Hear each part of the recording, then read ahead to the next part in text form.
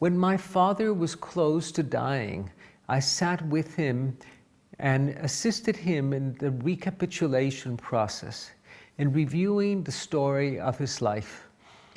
I asked him to sit with me in an imaginary riverbank on a stone, looking at the river flowing. And floating down the river were scenes of his life, and I asked him to describe these scenes.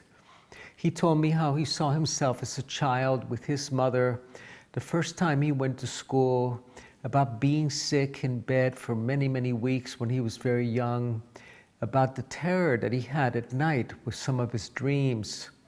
And then he told me about his first love. He told me about meeting my mother.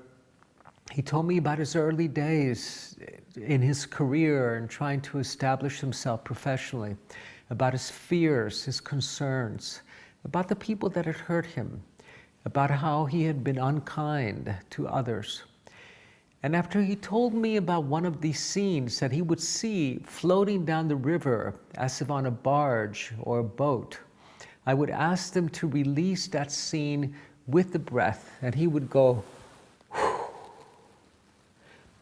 releasing that to the past and thanking the people in each one of these experiences for the gifts that they had offered him, for the lessons that he had learned, and letting them go.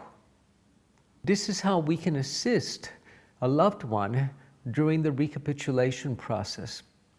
Whatever it is that you need to do to entice them to tell you the story of their life.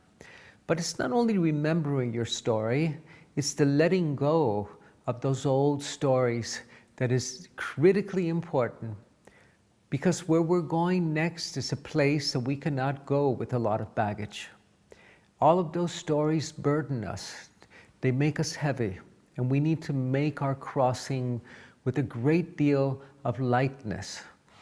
And there's an old story where a wise man is asked, "Why do angels fly?" And he responds, "Because they take themselves very lightly."